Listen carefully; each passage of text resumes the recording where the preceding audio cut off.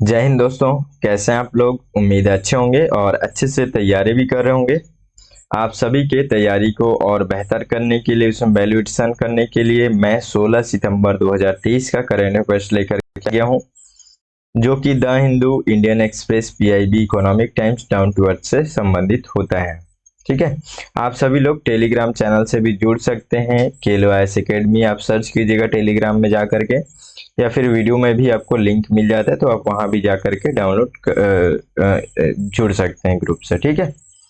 और वहाँ पे ये जितना भी पीडीएफ वगैरह रहेगा ये करंट अफेयर्स का, उन सभी चीज़ों को भी वहाँ पे जा करके जुड़े रहेंगे। यदि आप जुड़ जाते हैं तो वहाँ पे आपको मिल जाएगा। आप लोग पूरा वीडियो को देखिए, अच्छे से समझिए। ठीक है। काफ़ी इंपॉर्टेंट टॉपिक है, बहुत छोटे छोटे टॉपिक्स हैं, ज़्यादा बड़ा टॉपिक नहीं है। एक एडिटोरियल है जिसको हम लोग डिस्कस करेंगे। तो चलिए देखते हैं आज क्या क्या पढ़ने वाले। तो सबसे पहले हम लोग जो मैप प्रैक्टिस करते हैं उस तरीके से मैप देखेंगे। उसके बाद से फिर हम लोग वेस्ट टू वैल्यू फॉर इसको देखेंगे। उसके बाद से प्रधानमंत्री मत्स्य संपदा योजना, फिर भोज वेटलैंड, उसके बाद से राजकोषीय संघवाद का पुनः परीक्षण। ठीक है। तो ये इंडियन एक्सप्रेस का एडिटोरियल है। ठीक है। तो हम लोग बहुत अच्छे से इसको डिस्कस करने वाले हैं और काफी इंपॉर्टेंट भी है ये। ठीक है। प्रीलिम्स और मेंस दोनों के लिए। ठीक है। तो चलिए शुरू करते हैं। देखिए आज हम लोग देखेंगे क्वाड देश। ठीक है। तो जो क्वाड देश हैं, मतलब क्वाड एक अलग समूह है। ठीक है। तो ये जो समूह है इसके बारे में मैं आप लोगों को पहले ही बताया था, और अभी न्यूज में इसलिए है क्योंकि इसमें दक्षिण कोरिया जो है इसमें जुड़ना चाहता है। ठीक है। तो इसलिए फिर से अभी हाईलाइट हो गया। तो इसको थोड़ा सा ध्यान रखेंगे कि जो क्वाड समूह है इसमें कौन कौन से देश अभी फिलहाल जुड़े हुए हैं, और कौन ऐसा देश है जो प्रयास कर रहा है, या फिर हो सकता है आगे चल करके प्रस्तावित हो, या फिर कुछ समय के बाद जुड़ जाए। तो इसलिए हम लोग को ध्यान रखना है। देखिए अभी वर्तमान में क्वाड समूह जो है, क्वाड समूह में आप देखेंगे कि भारत है, ठीक है, ऑस्ट्रेलिया है, अब यहाँ पे देखेंगे कि अमेरिका है, और इस जगह पे देखते हैं तो आपको जापान दिखेगा। ठीक है। तो भारत, ऑस्ट्रेलिया, अमेरिका और जापान। ठीक है। तो ये चार जो देश हैं ये लोग मिलकर के क्वाड समूह का निर्माण किए हैं। ठीक है। ये लगभग इसका थोड़ा सा अगर हम लोग हिस्ट्री भी देखें तो मैं आगे और भी बताऊंगा इसके बारे में। लगभग ये 2007 से, ठीक है, लगभग 2007 से ये एक तरीके से प्रयास चल रहा था। और जो क्वाड समूह ये जो बनाया गया है, मुख्य रूप से आप देखेंगे तो इंडो पैसिफिक जो एरिया है वो पूरा एरिया को ये लोग जो है एक तरीके से वहाँ शांति सुरक्षा, ठीक है, मतलब एक तरीके से थोड़ा शांति बना रहा है, इकोनॉमिक तरीके से, मतलब स्पष्ट रूप से हम लोग कहें तो समृद्धि को लेकर के, ठीक है, व्यापार को लेकर के, ये सब चीजों के लिए एक तरीके से बेहतर स्थिति बनाए रखने के लिए ये लोग समूह बनाए। ठीक है। तो इंडो पैसिफिक ये वाला एरिया रीजन, ये पूरा एरिया, ये जो रीजन है, ये पूरा रीजन है, इन सभी में एक शांति सुरक्षा के रूप में इस तरीके से लोग समझौता किए थे। ठीक है। और ये समझौते का जो कॉन्सेप्ट है वो लगभग 2007 में जापान के जो यहाँ पे प्रधानमंत्री थे शिंजो आबे, इनके द्वारा चल रहा था। लेकिन उस समय क्या है, चीन का भी बहुत ज्यादा ऑस्ट्रेलिया पे दबाव बना, तो ऑस्ट्रेलिया जो है वहां से हट गया, हमारे ग्रुप में जुड़ा नहीं ये क्वाड समूह में। ठीक है। तो उससे क्या हुआ कि फिर आगे चल करके 2017 में फिर फाइनली ये लोग जो है साथ में मिल करके क्वाड समूह का निर्माण किए। तो ये फाइनली कब बना? 2017 में बना। याद रखेंगे 2000, देखिए 7 और इसी को 2017 कर लेंगे, ज्यादा डिफरेंस नहीं आएगा। ठीक है। याद रखेंगे उसको। और इन सभी जो क्वाड समूह है इसका उद्देश्य क्या है तो याद रखेंगे कि इंडो पैसिफिक जो रीजन है, ये पूरा रीजन है, इन सभी रीजन्स में एक शांति सुरक्षा को बनाए रखने का कोशिश करना, बेहतर तरीके से व्यापार करना, नॉर्मली इतना। ठीक है। तो इतने चीजों को ध्यान में रखेंगे। अब देखिए यहाँ पे जो है साउथ कोरिया जो है ये जुड़ना चाहता है। तो साउथ कोरिया का भी मैप हम लोग देखते हैं। ये वाला आप जापान का एरिया, आप जो क्षेत्र देख रहे हैं, ठीक है, और यहाँ पे आप देखेंगे ये साउथ कोरिया। ठीक है। सियोल जिसकी राजधानी है, तो इसको भी आप ध्यान में रखेंगे। ठीक है। तो इतना जो जितना देश अभी मैं आपको बताया वो देश को याद रखेंगे। थोड़ा सा हम लोग देखते हैं। और ये भी बातें वही है जो मैं आपको अभी बता चुका हूँ। दक्षिण कोरिया जो है वो क्वाड समूह में शामिल होने का एक तरीके से प्रयास कर रहा है। ठीक है। क्वाड समूह में कौन कौन से देश हैं तो आप देखें, भारत, ऑस्ट्रेलिया, अमेरिका, जापान। ठीक है, इसका उद्देश्य क्या है क्वाड समूह का? तो स्वतंत्र, खुला, समृद्ध इंडो पैसिफिक क्षेत्र सुनिश्चित करना तथा इसका समर्थन करना। ठीक है, और द्विपक्षीय मोर्चे पर भारत और दक्षिण कोरिया व्यापक आर्थिक साझेदारी समझौते के विस्तार पर वार्ता कर रहे हैं। तो ये लगभग 2007 से ये लोग प्रयास कर रहे हैं लगातार कि जो है ये लोग भी एक बेहतर स्थिति, जो आर्थिक व्यापार है इन सभी चीजों में लगातार समझौते के रूप में ये लोग भी प्रयास कर रहे थे। और अभी चल करके जो है दक्षिण कोरिया हम लोग साथ ये जो क्वाड समूह इसमें जुड़ना भी चाहता है। ठीक है, तो आगे चल करके न्यूज अगर आता है ऐसा कुछ कि वो भी जुड़ गया है तो उसके बारे में भी हम लोग चर्चा करेंगे। ठीक है, अभी केवल एक प्रयास कर रहा है। ठीक है, एक प्रोसेसिंग में है समझ लो। ठीक है, आगे चल करके जैसे जैसे न्यूज में आएगा वैसे ही हम लोग आगे चल के बात करने वाले हैं। ठीक है, तो ये एक टॉपिक हम लोग देखे अभी। अगर हम लोग मैप के थ्रू अगर हम लोग देख रहे हैं तो उसमें हम लोगों ने क्वाड को भी डिस्कस कर लिया। ठीक है, तो उसको काफी अच्छे से आप लोग समझ गए। जितना पॉइंट आपको बताया बस उतना अच्छे से याद रखिएगा।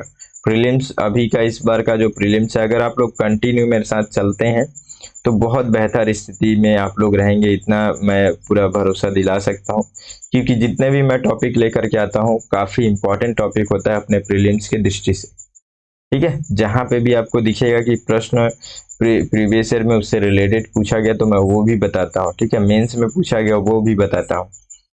ठीक है, तो आप लोग बस थोड़ा सा फॉलो करें, पूरा लास्ट तक वीडियो देखें और अच्छे से अपना एक नोट्स तैयार करें, उसका बार बार रिवीजन करते रहें। ठीक है, चलिए देखते हैं अगला टॉपिक। तो वेस्ट टू वैल्यू फर्म। ठीक है, तो ये जो वेस्ट टू वैल्यू फर्म है ये अभी देखेंगे आप कि सिंगापुर में ये न्यूज में है। ठीक है, याद रखिएगा, मोस्ट इंपॉर्टेंट है। इसमें क्या है कि जो सिंगापुर है, सिंगापुर में यहाँ पे एक स्थित अपशिष्ट से मूल्य वर्धित उत्पाद कंपनी। ठीक है, कंपनी क्या है? तो कंपनी है यहाँ पे मेमशिफ्ट इनोवेशन। ठीक है, तो ये जो है ये कंपनी जो है ये भारत में अपना पहला एक वैश्विक इंजीनियरिंग संयंत्र स्थापित करने की योजना बना रही है। ठीक है, तो ये इसलिए न्यूज में है, इसको थोड़ा सा ध्यान में रखिएगा। क्योंकि ये इस तरीके से वेस्ट टू वे, मतलब एक तरीके से जो वेस्ट टू वेल्थ भी हम लोग कहते हैं, बार बार यही जबान में आ रहा है। तो मतलब जो जितने भी इस तरीके से वेस्ट वगैरह आप आज के समय में देख रहे हैं कि बहुत ज़्यादा एक प्रॉब्लम बना हुआ है। ठीक है, और इन्वायरमेंट की दृष्टि से भी आप देखते हैं तो वो काफ़ी एक तरीके से एक उसमें भी प्रॉब्लम क्रिएट कर रहा है। ठीक है, तो इससे रिलेटेड चीज़ें भी जो यूपीएससी प्रीलिम्स में, मेंस में आपको प्रश्न देखने को मिलता है, इसलिए थोड़ा सा ज़्यादा ध्यान रखेंगे। ठीक है, छोटा छोटा पॉइंट है, क्या याद रखेंगे? सिंगापुर रखेंगे। ठीक है, और मेमशिफ्ट इनोवेशन जो है ये कंपनी है। ठीक है, और ये भारत में वैश्विक इंजीनियरिंग संयंत्र स्थापित करने की योजना बना रही है। मेमशिफ्ट इनोवेशन जो ये है ये कचरे को मूल्य में परिवर्तित करके। ठीक है, तो कचरे, वेस्ट टू वेल्थ जो मैं बोल रहा हूँ उसी की योजनाओं के तहत आप इसको मान करके चलिए। ठीक है, मतलब उसी के जैसा करके और वैश्विक स्तर पर उच्च मूल्य वाले विनिर्माण उद्योगों को डीकार्बोनाइजिंग करके, ठीक है, औद्योगिक अपशिष्टों के उपचार पर भी ध्यान केंद्रित करेगा। ठीक है, तो कहीं ना कहीं इसका पूरा मतलब यही है कि वेस्ट टू वेल्थ जो है, वेस्ट को वेल्थ में परिवर्तन करने का ये एक तरीके से यहाँ पे कोशिश करेगा। ठीक है, कंपनी की मेम्ब्रेन डिस्टिलेशन तकनीक पर्यावरणीय प्रभाव को कम करते हुए औद्योगिक अपशिष्टों से मूल्यवान सामग्रियों को कुशलतापूर्वक पुनर्प्राप्त करती है। कंपनी के पास हब स्थापित करने के लिए होसूर, पुणे और सूरत से यहाँ पे एक तरीके से ये लोग प्रस्तावित हैं इस जगह पर। ठीक है, तो क्या क्या बातें याद रखेंगे? 2-4 पॉइंट बस, जैसे कि सिंगापुर की कंपनी है ये। ठीक है, कंपनी का नाम मेमशिफ्ट इनोवेशन। ठीक है, और ये क्या करेगी? तो वैश्विक इंजीनियरिंग संयंत्र की स्थापना करेगी। ये किससे संबंधित है? तो ये कचरे को मूल्य में परिवर्तित करने का एक तरीके से मतलब वेस्ट टू वेल्थ से संबंधित है। ठीक है, और आखिरी में आप याद रखेंगे कि होसूर, पुणे और सूरत में अभी इसको फिलहाल प्रस्तावित किया गया। ठीक है, बस इतना पॉइंट। आगे चल करके हम लोग देखते हैं अगला पॉइंट। इसमें अगला टॉपिक हमारा है प्रधानमंत्री मत्स्य संपदा योजना। ठीक है, ये जो योजना है पहले से ही चल रहा है, लेकिन अभी इसमें आप देख रहे हैं कि 3 साल इसका पूरा हो गया है, तो इसके बारे में चर्चाएं चल रही हैं। अभी इसका एक तरीके से मूल्यांकन चल रहा है। आप नॉर्मली आप लोग समझ गए होंगे कि प्रधानमंत्री मत्स्य संपदा योजना, मत्स्य संपदा योजना, मत्स्य, तो आप लोगों को क्लियर है कि मत्स्य मछली उत्पादन से संबंधित जितने भी चीजें हैं, इनसे संबंधित चीजों को बढ़ावा देना, और जो मछली उत्पादक हैं उनको भी एक तरीके से एक बेहतर आर्थिक व्यवस्था, आर्थिक रूप से उनको बेहतर स्थिति में लेकर के आना। ठीक है, मुख्य रूप से ये उद्देश्य रहेगा। तो कुछ बातें जो है उसको देख लेते हैं। नॉर्मल इतना ही बातें, इसमें ज्यादा कुछ बात ऐसी नहीं है। भारत, अब कुछ फैक्ट जो है उसको याद रखिए, जैसे कि अभी हम लोग देखेंगे कि भारत जो है मछली उत्पादन में आप देखेंगे कि शीर्ष 3 देशों, मतलब पूरे वर्ल्ड में तीसरे लेवल में आता है। ठीक है, तो इसको पहला पॉइंट ये वाला, ये बात को याद रखिएगा। आप देख रहे हैं आजकल प्रीलिम्स कैसा क्वेश्चन पूछा जा रहा है कि पहला पॉइंट में आपको जैसे ये योजना दे देगा और योजना का उद्देश्य दे देगा, ठीक है, नॉर्मल सीधा सा, लेकिन दूसरा दे देगा फैक्ट।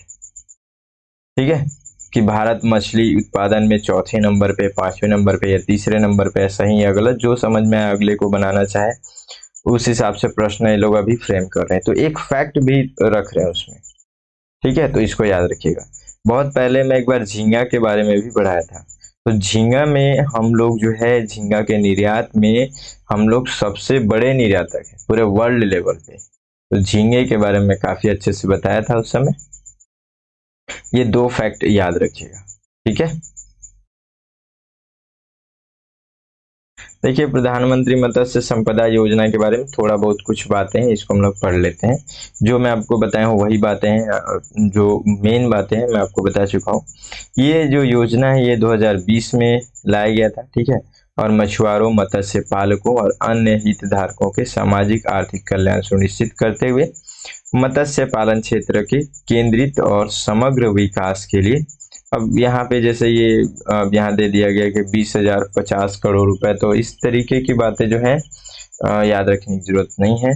ठीक है, कोई दिक्कत नहीं है, आप लोग याद नहीं करते हैं तो ऐसे आंकड़े को याद नहीं करेंगे, लेकिन थोड़ा सा क्या है इससे वैल्यू क्रिएट होता है बोल करके मैं यहाँ पे रख दिया हूँ। ठीक है, नॉर्मली कोई जरूरत नहीं है, आप लोग याद नहीं रखें तो भी चलेगा, लेकिन मैं जो जिस चीजों को हिंट कर रहा हूँ उसको जरूर अपने नोट्स में ऐड करें और उसको याद रखें। ठीक है, और इसमें देखिए प्रमुख प्राथमिकता वाले जो क्षेत्र की पहचान की गई क्या क्या है, तो इसमें समुद्री मत्स्य पालन है, अंतर्देशीय मत्स्य पालन है, मछुआरों की कल्याण, बुनियादी ढांचा, फसल कटाई के बाद का प्रबंधन, ठंडे पानी में मत्स्य पालन, सजावटी मत्स्य पालन, जलीय स्वास्थ्य प्रबंधन और समुद्री घास की खेती। तो ये सब चीजें जो हैं इनको मुख्य रूप से इस योजना में प्राथमिकता दी गई है। ठीक है, और योजना कब शुरू किया गया था? 2020 में। तो कुछ ये सब बातें 1-2 पॉइंट और उसमें ऐड कर लेंगे प्रधानमंत्री मत्स्य संपदा योजना के अंतर्गत। ठीक है, देखिए अगला टॉपिक देखते हैं भोज वेटलैंड। ठीक है, ये भी ज्यादा कुछ इसमें बातें नहीं, केवल हम लोग को थोड़ा सा मैप की दृष्टि से थोड़ा देखना है इसको। ये अभी न्यूज में है क्योंकि ये अभी जो वेटलैंड है, इस वेटलैंड में थोड़ा सा एक तरीके से कहीं ना कहीं जो है इसमें पर्यावरणीय प्रभाव जो है यहाँ पे मतलब एक तरीके से नेगेटिव इफेक्ट देखा गया है। तो मतलब उसके कारण से जो है एनजीटी जो है यानी कि राष्ट्रीय हरित प्राधिकरण, ठीक है, ये इस पे रोक लगा दिया है। मतलब कहने का मतलब है कि इस जगह पर जो है इसके अंतर्गत आप देखेंगे कि जितने भी क्रूज जहाज हैं, ठीक है, अब ये सब चीजें जो है नौकाएं हैं, मोटर चलित नौकाएं हैं, तो इन सभी चीजों पर रोक लगाया गया क्योंकि इन सभी चीजों से कहीं ना कहीं जो वेटलैंड पे एक नेगेटिव इफेक्ट पड़ रहा था। ठीक है, तो इसलिए अब ये न्यूज में आ गया है। तो न्यूज में आ गया है तो हम लोग को इसके बारे में कुछ कुछ फैक्ट बातें हम लोग को समझना जरूरी है क्योंकि प्रश्न उसके बैकग्राउंड से बनता है। ठीक है, देखिए भोज वेटलैंड जो है इसको पहले मैप में देखिए आप इसको। ठीक है, कुछ इस प्रकार का आपको चित्र दिखेगा और मैप में आप देखेंगे कि भोपाल जो है अब मतलब जो मध्य प्रदेश है मध्य प्रदेश का लगभग भोपाल के पास में आपको पूरा उससे घिरा हुआ दिखेगा ये। तो इस प्रकार का वेटलैंड यहाँ पे, और ये कहाँ पे है तो मुख्य रूप से याद रखेंगे भोपाल में। ठीक है, भोपाल यानी कि मध्य प्रदेश राज्य में। तो भोज वेटलैंड जो है भोपाल झील के नाम से भी जाना जाता है, तो इसको भी याद रखिएगा, भोपाल झील के नाम से भी इसको जाना जाता है, और एक निर्दिष्ट रामसर साइट है। ठीक है, इसलिए इसे अंतर्राष्ट्रीय महत्व की वेटलैंड है ये एक प्रकार का। ठीक है, और इसमें 2 सन्निहित मानव निर्मित जलाशय शामिल है। तो इसमें 2 प्रकार के और अलग अलग उसी में एक तरीके से कृत्रिम लेक भी बनाया गया है। तो इनका नाम क्या है इसमें, अपर लेक, लोअर लेक। ठीक है, तो इस तरह की बातें इसमें ज़्यादा कुछ ध्यान में नहीं रखना है। क्या क्या 3 पॉइंट मान लीजिए, जैसे कि मतलब किस जगह पर है, मैप याद रखेंगे। ठीक है, ये और भोपाल के नाम से जाना जाता है, कहाँ पे है तो भोपाल में है, क्योंकि नॉर्मली भोपाल झील नहीं पूछेगा, वो पूछेगा भोज वेटलैंड। तो इस तरीके से भी पूछता है कई बार। ठीक है, तो इसके बारे में भी थोड़ा सा ध्यान रखेंगे। और अंतर्राष्ट्रीय रूप से भी ये एक निर्दिष्ट रामसर साइट्स भी है। ठीक है, और इसमें जो है कई बार कहानी बना करके पूछता है। ठीक है, तो कहानी बना करके जैसे ये सब बातें जो हैं ये वहाँ पे लिखा हुआ है, अपर लोअर। ठीक है, अपर लेक भी है उसमें, लोअर लेक सम्मिलित है, तो ये किसके बारे में बातें की जा रही हैं, इस तरीके से प्रश्न पूछता है। तो थोड़ा सा आप ये सब चीज़ें जो है मैं आपको जो बताया वो ध्यान में रखेंगे, तो आपको याद आ जाएगा कि भोज वेटलैंड के बारे में बताया जा रहा है। ठीक है ना, तो इतना थोड़ा सा याद रखेंगे। चलिए अब हम लोग आते हैं एडिटोरियल पे। बहुत ज़्यादा इंपॉर्टेंट एडिटोरियल है, मैं इसको पहले भी डिस्कस कर चुका हूँ, लेकिन अभी फिर से इंडियन एक्सप्रेस में भी हम लोग को ये चीज़ देखने को मिला है, और लगातार इस पे डिस्कस भी इसलिए चल रहा है क्योंकि अब देखेंगे कि 16वां अभी वित्त आयोग का गठन का भी आगे चल करके प्रोसेस चालू हो जाएगा। तो अभी जो है मुख्य रूप से आप देखेंगे, देखिए इसको कॉन्सेप्ट को समझिएगा एकदम। ठीक है, बहुत आसानी से मैं कोशिश करूँगा समझाने की, ज़्यादा इधर उधर की बातें नहीं करेंगे, एकदम मतलब आसानी से आप समझ जाए, कॉन्सेप्ट बस समझ जाए, छोटा सा थोड़ा सा जो भी आप मतलब जो मेन चीज़ें हैं वो समझ जाएंगे, तो आप उसमें लिख सकते हैं उसके बारे में। ठीक है, तो देखिए क्या बातें हैं अभी मुख्य रूप से, बहुत बार ये सब चीज़ें न्यूज़ में चल रही हैं, और ये यूपीएससी का फेवरेट पॉइंट भी होता है। इसमें देखेंगे कि इस तरीके का राजकोषीय संघवाद, ये टॉपिक जो है काफ़ी इंपॉर्टेंट होता है। प्रीलिम्स में इससे कॉन्सेप्ट से प्रश्न पूछता है, मेंस में आप इससे संबंधित जो चीज़ें अभी चल रही हैं वर्तमान में उससे पूछता है। ठीक है, तो मेन जो मामला है वो मामला क्या है कि आप देख रहे हैं कि लगातार जो है संघवाद का जो कॉन्सेप्ट है वो तो हमारे बहुत पहले से चल रहा है।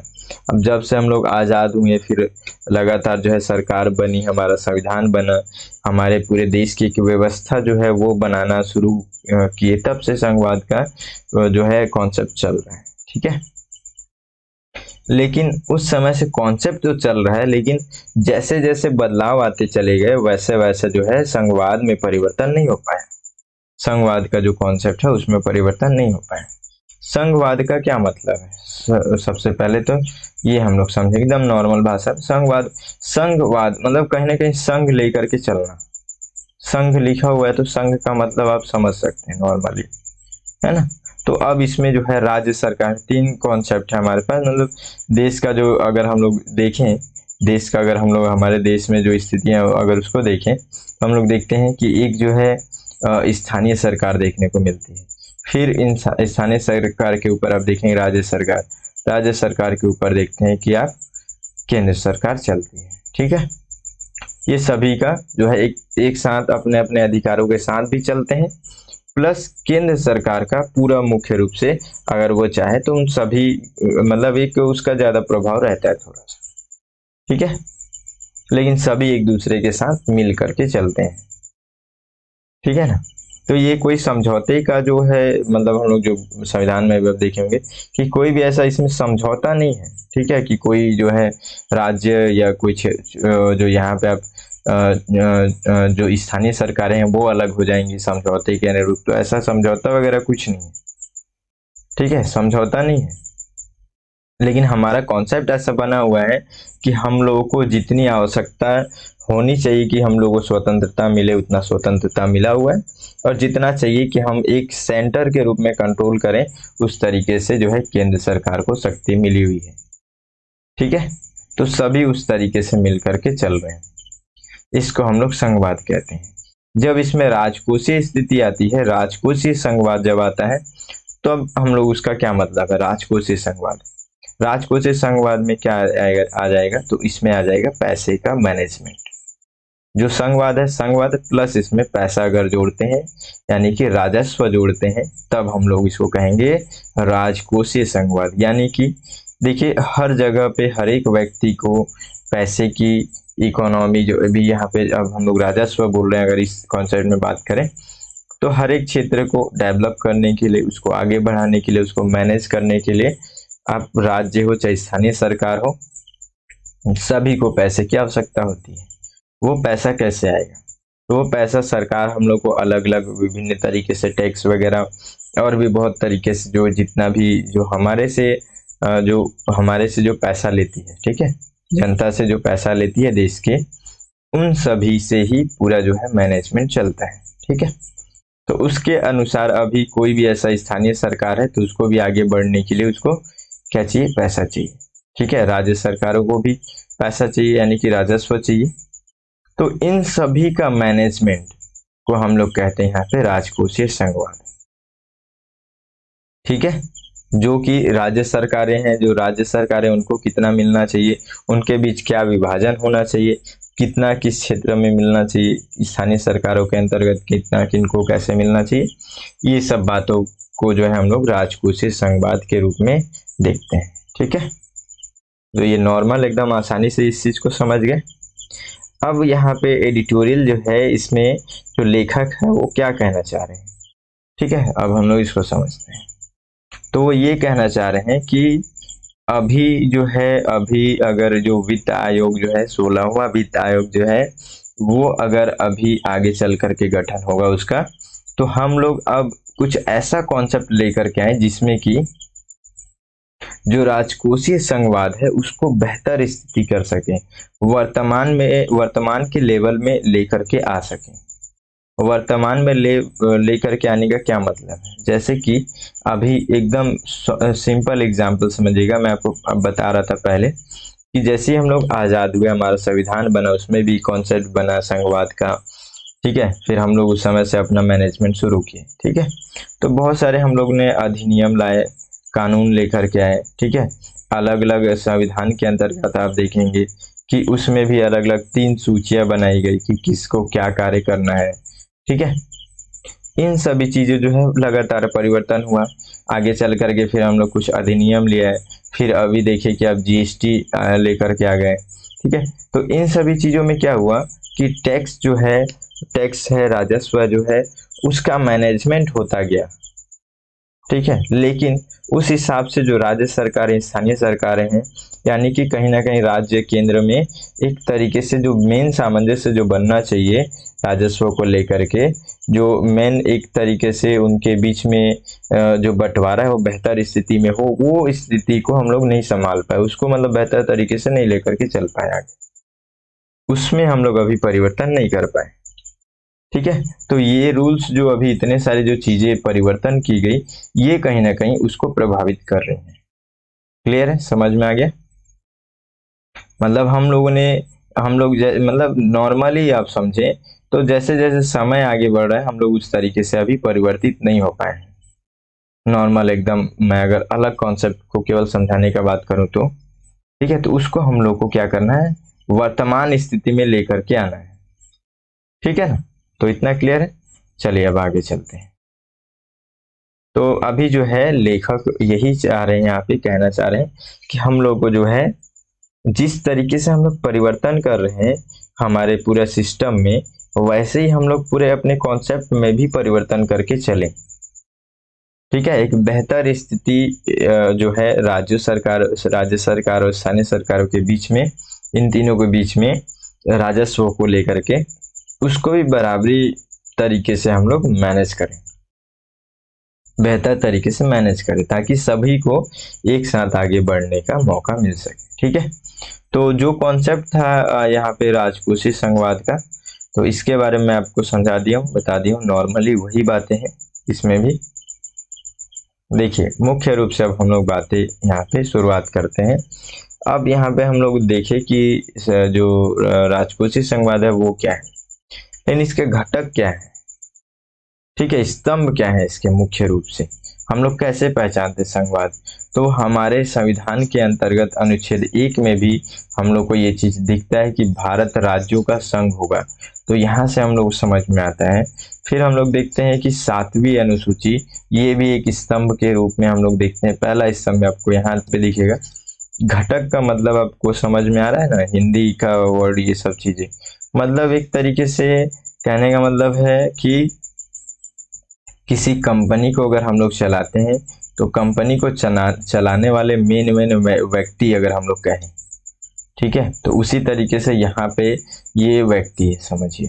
ठीक है, अब हमारे अंदर मतलब हमारा जो देश है, उस देश के अंतर्गत कुछ ऐसे सिस्टम है जिसके कारण से जो है संघीय व्यवस्था या राजकोषीय संघवाद जो है उसका वैल्यू उसके हिसाब से चल रहा है।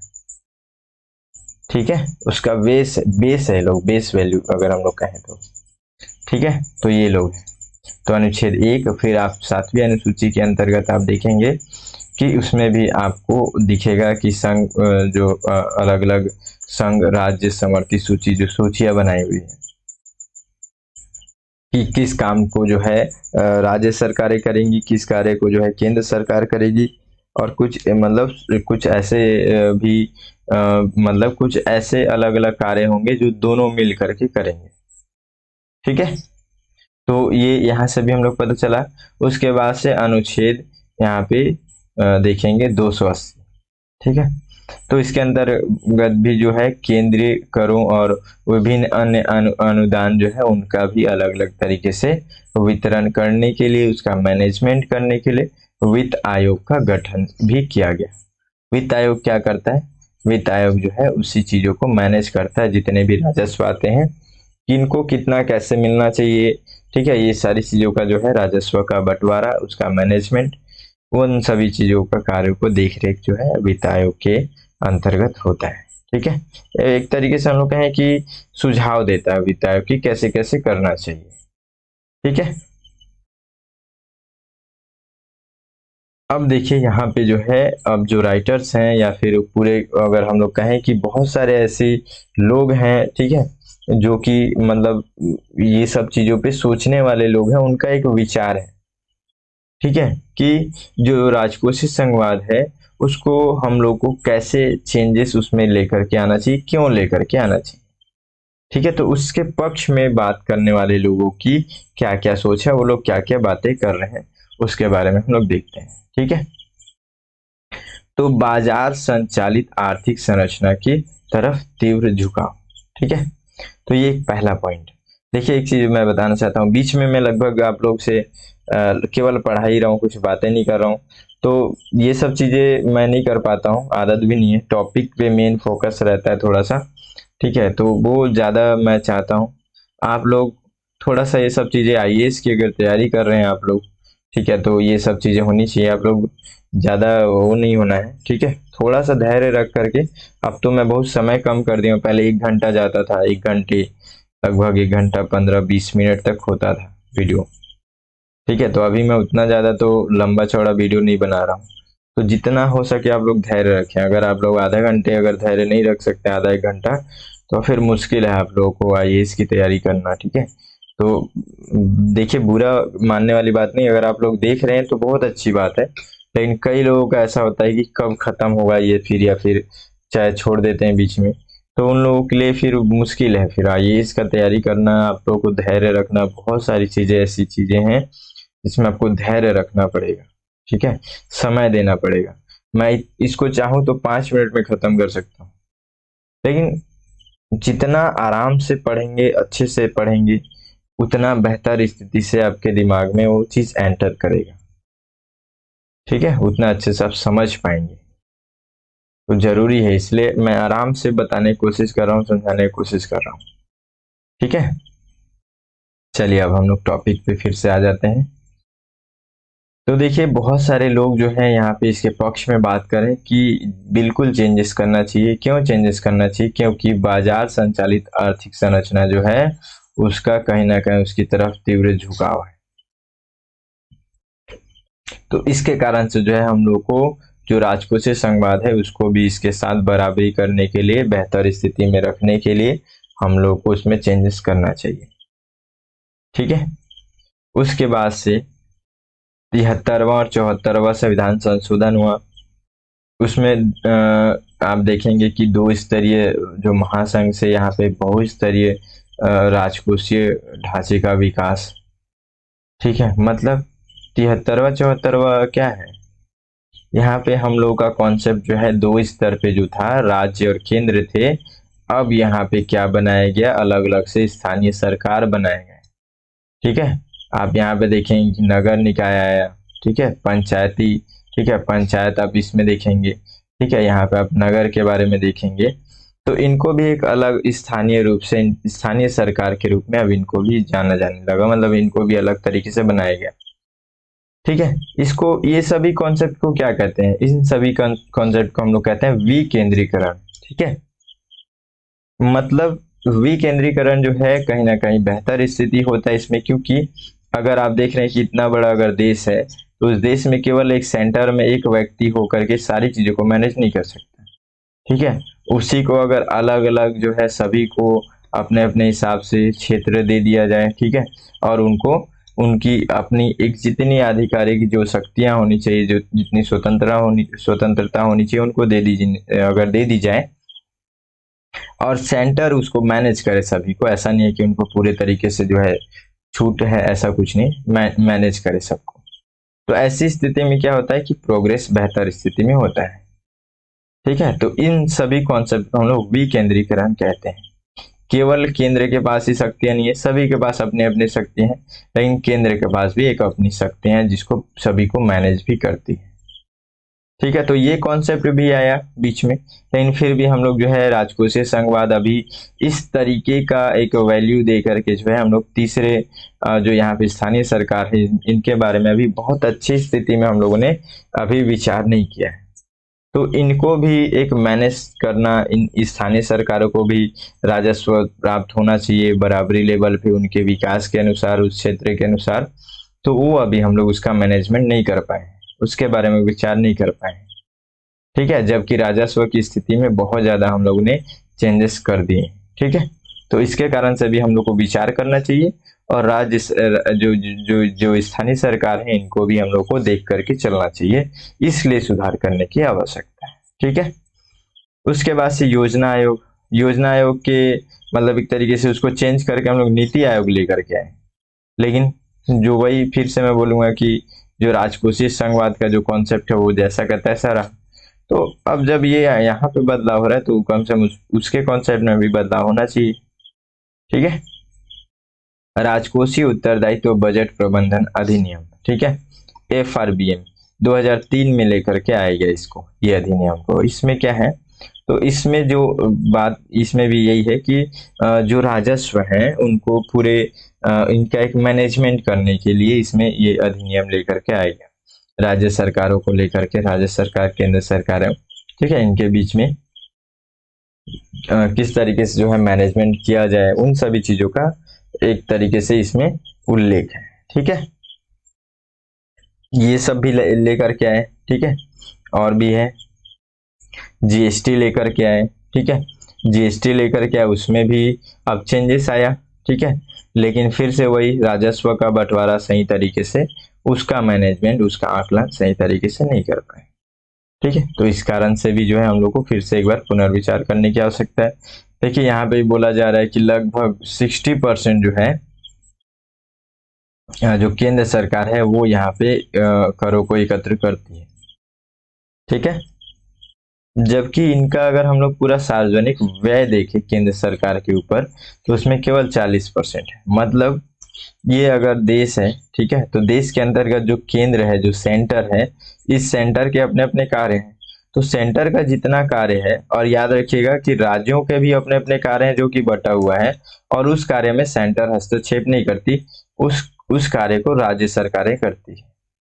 तो बहुत सारे कार्य तो राज्य सरकारें कर ही ले रही है, जो बचा खुचा वो केंद्र सरकार कर रही है। ठीक है, तो जो बचा खुचा कार्य जिसको केंद्र सरकार कर रही है, उसको करने में केवल उसको लगभग आपको देखेंगे तो 40% के आसपास मतलब पैसे लग जा रहे हैं। ठीक है, लेकिन केंद्र सरकार के पास कितना है, 60% है। तो जो 20% जो एक्स्ट्रा बच रहा है उसको केंद्र सरकार क्या कर रही है, तो केंद्र सरकार उसको क्या करेगा, उसको मैनेज करके सभी राज्यों को और अच्छे से उनको जो है उन सभी को एक तरीके से बराबरी लेवल पे उनको बांटेगा। तो फिर जो राज्य सरकारें हैं या फिर स्थानीय सरकारें, उनका भी एक डेवलपमेंट होगा बेहतर तरीके से। तो अभी इस पे विचार करने की आवश्यकता है।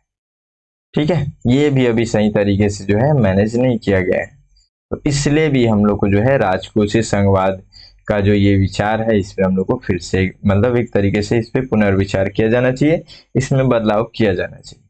ठीक है, तो एकदम क्लियर है, ये सब साधारण भाषा में आप लोगों को समझा रहा हूँ। ठीक है, तो ये पक्ष में ये लोग जो थे, ये लोग की बातें हो गई। ठीक है, अब जो है ये लोग सुझाव भी दे रहे हैं कि किस तरीके से हम लोग को मतलब यहाँ पे जो संघवाद है, संघवाद जो राजकोषीय संघवाद है, इसको अब हम लोग बेहतर कैसे करें, बेहतर स्थिति में कैसे लेकर के आए, इसके बारे में भी लोग सुझाव दे रहे हैं। ठीक है, तो इसके बारे में हम लोग थोड़ा सा समझते हैं। सबसे पहले है समता उन्मुख अंतर सरकारी हस्तांतरण। ठीक है, तो एकदम सिंपल सा भाषा में आप लोग ऐसे भी कर सकते हैं कि समान रूप से जो है यहाँ पे जितने भी राजस्व हैं, धनराशि, उनका बंटवारा किया जाना चाहिए, सभी को हस्तांतरित किया जाना चाहिए समान रूप से, उनकी आवश्यकता के अनुसार। जिस राज्य में जितनी आवश्यकता है उसका आकलन करके उसका वहां पे उसको हस्तांतरित किया जाना चाहिए, उनको उतना मिलना चाहिए धनराशि, ताकि वो अपने राज्य को भी अच्छे से विकास कर सकें, डेवलपमेंट कर सकें, बेहतर स्थिति में रख सकें। ठीक है, क्षैतिज और ऊर्ध्वाधर यहाँ पे राजकोषीय असंतुलन जो है उसको भी हम लोग को मैनेज करना चाहिए।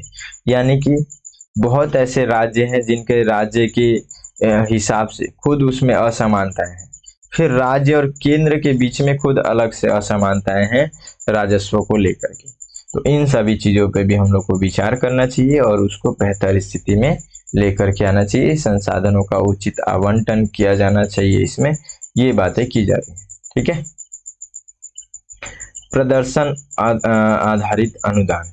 ठीक है, तो इसमें भी यही कहा जा रहा है कि अब जैसे कि किसी राज्य में आप देख रहे हैं कि स्वास्थ्य संबंधित, शिक्षा संबंधित, ये सब अलग अलग तरीके की परेशानियां हैं। ठीक है, अगर सभी राज्यों को दिखा जा रहा है कि किसी राज्य में स्वास्थ्य संबंधित, किसी राज्य में शिक्षा संबंधित, किसी राज्य में इंफ्रास्ट्रक्चर से संबंधित प्रॉब्लम है, तो अगर हम सभी को एक तरीके से इनको कुछ बढ़ावा दें, ठीक है, इनको एक उत्साहित करें, इनको इस चीज के लिए, इस कॉन्सेप्ट के लिए भी अलग से हम लोग जो है अनुदान करें, अगर केंद्र सरकार इस कॉन्सेप्ट में भी लेकर के चले, तो हो सकता है कि राज्य सरकारें एक दूसरे से कंपटीशन करने के लिए आप एक दूसरे को बेहतर करें।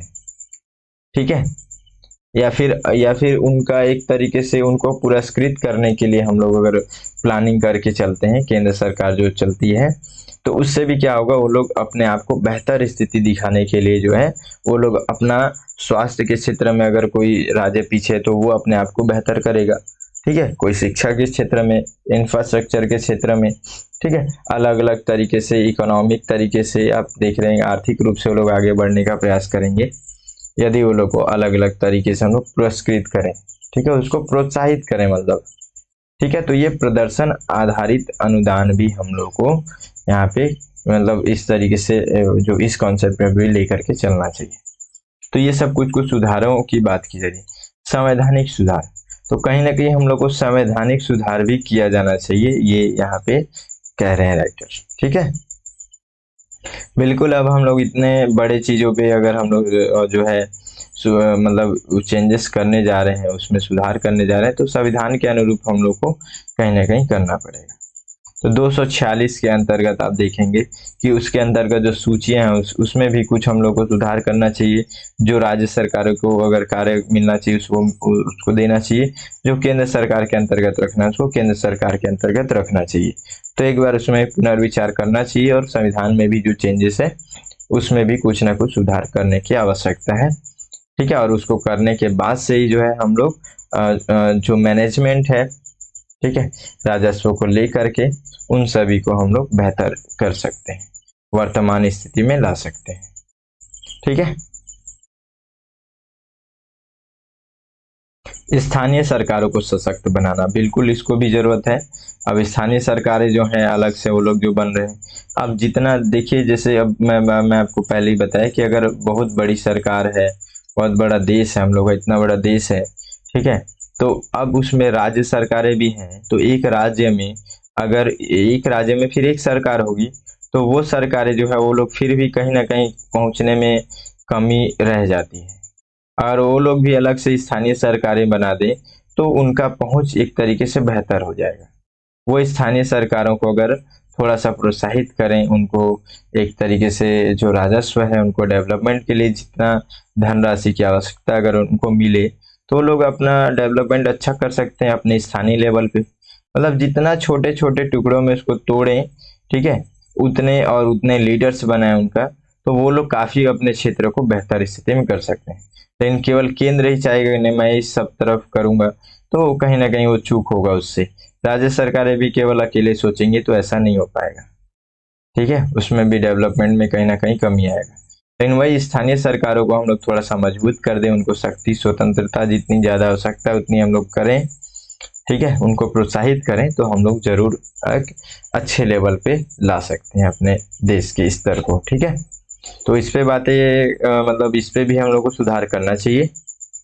ठीक है, ताकि हम लोग जो है अपना जो हम लोग देख रहे हैं राजकोषीय संघवाद, इसको हम लोग बेहतर कर सकते हैं। ठीक है, उसके बाद से सार्वभौमिक वित्तीय रिपोर्टिंग प्रणाली। ठीक है, तो इसमें भी बातें की जा रही है, काफी अच्छा चीज है ये। देखिए क्या मतलब है इसका, मतलब है कि इसमें हम लोगों को हर एक चीजों को पारदर्शी रूप से दिखाना चाहिए। मतलब जो कार्य जिस तरीके से किया जा रहा है, सरकार के द्वारा जितने भी कार्य किए जा रहे हैं उन सभी को जो है रिपोर्टिंग हो और बेहतर रिपोर्टिंग हो। ठीक है, अलग तरीके से वित्तीय रिपोर्ट जो होता है उनका वो अलग तरीके से उनमें दिखे कि वो लोग कितना कार्य कर रहे हैं, कैसे कार्य कर रहे हैं, कहाँ पे आवश्यकता है, वो सारी चीजें अगर दिखेंगी सामने पूरी जनता को, देश को, तो उसमें एक पारदर्शिता आएगी, जवाबदेहिता आएगी। ठीक है, कुशल वित्तीय प्रबंधन भी होगा। ठीक है, तो ये नॉर्मल है, हम लोग जान रहे हैं जितना ज़्यादा अगर हम लोग क्लियरिटी सामने दिखेगा पूरे देश भर में, उतना जो जो लोग हैं, जो सरकारें हैं, जो कार्य कर रही हैं, उतना बेहतर स्थिति में करेगी, क्योंकि उसको पता है कि पूरा देश देख रहा है उस चीज़ को।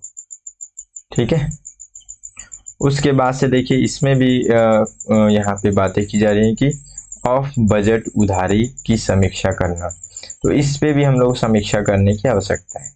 तो ऑफ बजट उधारी की समीक्षा, ये मतलब क्या है, ऑफ बजट उधारी क्या है? तो देखिए ये एक कॉन्सेप्ट है, याद रखिएगा प्रीलिम्स के लिए इस तरीके का जो पॉइंट होता है, वर्ड होता है, ये कई बार पूछ लिया जाता है।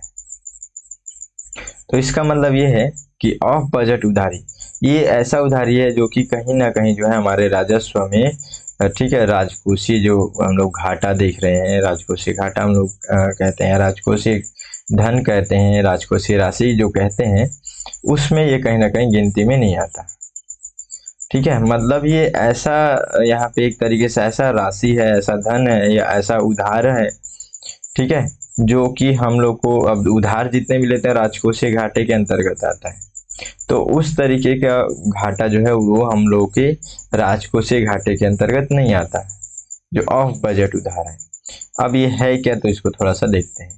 देखिए क्या होता है कि जो केंद्र सरकारें हैं, ठीक है, अगर इनको ऋण की आवश्यकता है किसी योजना, किसी भी कार्य को करने के लिए, ठीक है, तो एक तरीका ये भी होता है, बहुत सारे तरीके हैं लेकिन एक तरीका ये भी है कि इसमें क्या होता है कि जो सरकार के द्वारा, ठीक है, सरकार की जो मान्यता प्राप्त, ठीक है, सार्वजनिक संस्थान है, वे संस्थान लोन लेती है या उधार लेती है किसी भी तरीके से। ठीक है। लेकिन ये जो सार्वजनिक संस्थान है ये लोन लेकर के देती है सरकार को, फिर सरकार उसको अपनी जो भी कार्य है उसको करती है। तो सरकार तो सीधे डायरेक्टली तो लोन ली नहीं और ना ही उसको डायरेक्टली चुका रही है। ये जो सार्वजनिक कंपनी है या सार्वजनिक संस्थान है ये सारी चीजों को देख रही है, ठीक है। तो ऐसी स्थिति में क्या होता है कि ये जो ऋण है जिसपे सरकार लेकर के इस पे काम कर रही है, ये ऋण जो है राजकोषीय जो है हम लोग को राजकोषीय घाटे के अंतर्गत नहीं आता है, ठीक है। उसको ऐड नहीं कर पाते हैं, नहीं करते हैं, उसको छूट जाता है। तो उसके कारण से भी क्या होता है फिर राजकोषीय जो मैनेजमेंट है उसका वो बेहतर स्थिति नहीं हो पाता, बेहतर तरीके से हम लोग उसको मैनेज नहीं कर पाते हैं, ठीक है। तो उसके कारण से जो है यहाँ पे बोला जा रहा है कि उसको भी कहीं ना कहीं उसकी समीक्षा की जानी चाहिए और उसको भी राजकोषीय घाटे के अंतर्गत शामिल किया जाना चाहिए, ताकि हम लोग और बेहतर स्थिति में उससे संबंधित जो है उसके लिए भी एक अलग से नीतियां बनाई जा सके, ठीक है। उसका भी एक बेहतर मैनेजमेंट किया जा सके। तो इसको हम लोग कहते हैं ऑफ बजट उधार, ठीक है। उसके बाद से आगे बहुत सारी इसमें टॉपिक्स, ये सब चीजें जो है मैं आपको एकदम अच्छे से समझा रहा हूँ, आसानी समझा रहा हूँ, ये हमेशा काम आएगा आप लोगों को, ठीक है। देखिए, विकास संकेतकों का अभिसरण करना, तो ये भी कहा जा रहा है, राइटर्स ये कह रहे हैं कि हम लोगों को कुछ ऐसा किया जाना चाहिए। अभी देखे होंगे कि बहुत सारे रिपोर्ट्स आते हैं, प्रति व्यक्ति आए, देखिए मानव विकास सूचकांक, आप बहुत सारे ऐसे सूचकांक आप देखेंगे, भूखमरी सूचकांक देखते हैं। तो ऐसे बहुत सारे जो सूचकांक आते हैं ना, इस सूचकांक को भी हम लोग को कहीं ना कहीं उसके अनुरूप, उसके अनुसार जो है हम लोग को चलना चाहिए। मतलब जैसे कि कहने का मतलब ये है कि मान के चलिए जो मानव विकास सूचकांक है, ठीक है, इसको अगर हम लोग किसी राज्य के रूप में भी अगर हम लोग देखते हैं तो किसी राज्य का स्तर अच्छा होता है, किसी राज्य का स्तर कम होता है। तो जिस राज्य का स्तर कम होगा वहां पे हम लोग थोड़ा ज्यादा डेवलपमेंट करेंगे, उस जगह को बेहतर करने का मानव विकास सूचकांक जो है उस हिसाब से मानव विकास में हम लोग कुछ बेहतर कार्य करेंगे। तो इस सूचकांक के माध्यम से कहीं ना कहीं इस जगह पर सुधार होगा, अलग जो राज्य है जो कि कम है, पिछड़ा हुआ है, वहां पे बेहतर सुधार होगा। तो हम लोग कुछ ऐसा भी रणनीति लेकर के चलना चाहिए, ये कह रहे हैं। उसके बाद से राजकोषीय उत्तरदायित्व बजट प्रबंधन अधिनियम, मैं अभी इसके पहले भी इसको बता चुका था, ठीक है, इसके बारे में 2003 में इसको लेकर के आया गया था, ठीक है। और ये क्या करता है, जितना भी राजकोषीय स्थिति है, राजकोषीय व्यवस्थाएं हैं, यानी कि जितना भी एक तरीके से जो एक धनराशि का जो आवंटन है राज्य सरकारों के और केंद्र सरकारों के बीच में, उन सभी को मैनेजमेंट करने के लिए यह अधिनियम लेकर के आया गया, ठीक है। तो इसके बारे में भी बोला जा रहा है कि कहीं ना कहीं हम लोग को इसको भी मतलब बेहतर स्थिति मतलब लाना चाहिए, इसमें भी सुधार करना चाहिए। देखिए, केंद्र और राज्य दोनों सरकारों के लिए FRBM अधिनियम में प्रावधानों को यहाँ पे संरेखित किया जाना चाहिए, ताकि वे अपनी विशिष्ट राजकोषीय स्थितियों को समायोजित करते हुए राजकोषीय अनुशासन बनाए रखें, ठीक है। देखिए, और भी इसमें बातें हैं कि कर शक्तियों का हस्तांतरण, तो कर शक्तियों का भी हस्तांतरण किया जाना चाहिए। इसमें क्या होगा, तो राज्यों को कराधान पर अधिक लचीलापन और नियंत्रण प्रदान किया जाना चाहिए, जो कि उन्हें उनकी स्थानीय आर्थिक स्थितियों और प्राथमिकताओं के अनुसार राजस्व उत्पन्न करने में यहाँ पे सक्षम बनाएगा। नियमित समीक्षा और संवाद, बिल्कुल बहुत ज्यादा इंपॉर्टेंट है। समझ गए होंगे आप लोग इसी बातों पे कि हम लोगों का जो ये राजकोषीय व्यवस्था है, इसका हम लोग लगातार नियमित एक समय समय पे हम लोग को इसको समीक्षा करते रहना चाहिए कि क्या हम लोग का जो ये जो व्यवस्था है ये चल रहा है, बेहतर स्थिति में चल रहा है कि नहीं चल रहा है, ठीक है। तो इसको लगातार हम लोग को देखते रहना चाहिए, इसकी समीक्षा करते रहनी चाहिए, ताकि कहीं कमी हो तो हम लोग उसको पूरा कर सकते हैं। अगर कहीं अधिकता भी हो रही है तो हम लोग उस जगह को जहाँ पे कमी है उस जगह पे हम लोग पूरा कर सकते हैं, ठीक है। तो ये सभी चीजों के बारे में हम लोग देखें, ठीक है। तो पूरा एकदम क्लियर हुआ। पहले क्या किए, राइटर्स को एकदम क्लियर करता हूं मैं। पहले राइटर्स क्या किए, सबसे पहले ये लोग जो है, अब उन्हीं के अनुसार बात करूंगा मैं, ठीक है। या फिर मैं ये कह सकता हूँ कि हम लोग क्या समझे, तो हम लोग ये समझे सबसे पहले कि राष्ट्रीय संघवाद जो है वो क्या है, ठीक है, स्तंभ क्या है उसके, किस तरीके से काम करता है। उसके बाद से हम लोग देखें कि अभी का चेंजेस और पहले का जो चेंजेस है उसमें अंतर है, उस अंतर को दूर करना चाहिए। तो उस अंतर को दूर क्यों करना चाहिए, क्या ऐसा ऐसा कारण है, उस कारण को देखें। फिर हम लोग देखें कि उस कारण को जो है चेंज करने के लिए ऐसे कौन कौन से उपाय हैं जिसको हम लोग को करना चाहिए। ठीक है, इतनी बातें हम लोग इसमें देखें।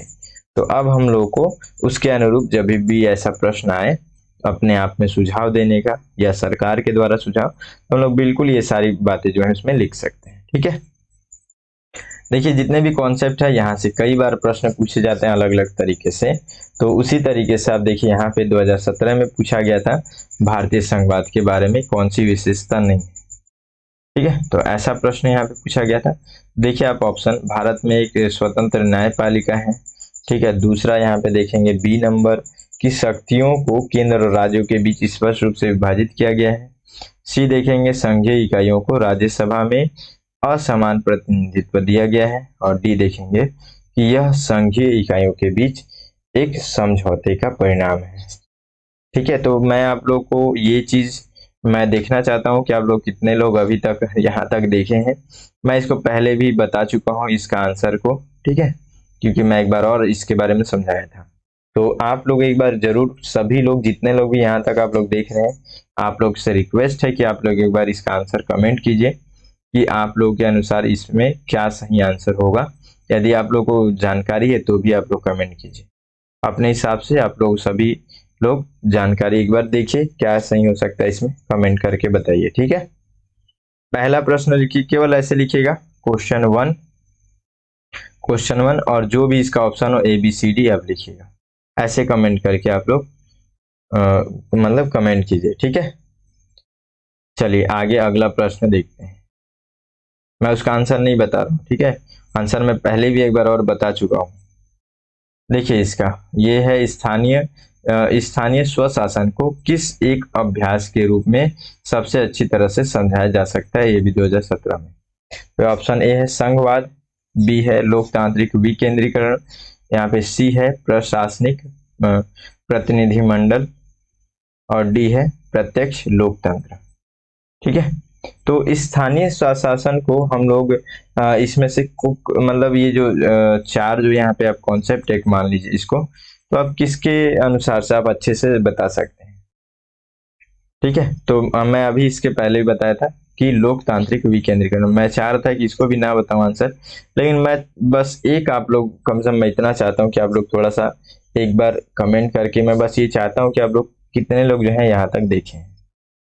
ठीक है, तो एक बार आप लोग जरूर कमेंट कीजिएगा। आप लोग चाहे आंसर आप लोग पता हो या ना पता हो, अपने समझ के अनुसार जो है आप लोग कमेंट कीजिएगा।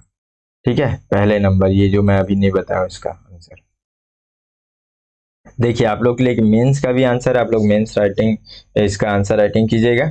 देखिए प्रश्न है, भारत में राजकोषीय संघवाद की अवधारणा की व्याख्या करें और उन कारकों को स्पष्ट कीजिए जिनके लिए वर्तमान आर्थिक संदर्भ में इसके ढांचे के पुनर्मूल्यांकन की आवश्यकता है।